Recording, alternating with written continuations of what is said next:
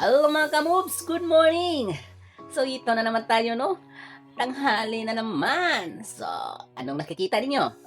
Ano ang ulam ko?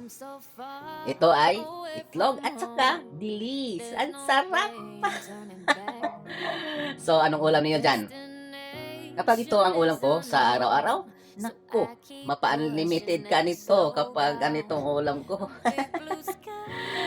Yung, yung diet mo, ay nako, wag na lang. Kapag ganito ang ulam ko, sobrang sarap kasi.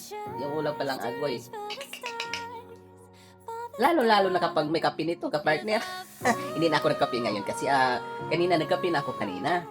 Anong ulam ninyo dyan ngayon, mga ka-moves? So, masarap siguro ang ulam ninyo ngayon Pero sa akin, ito lang.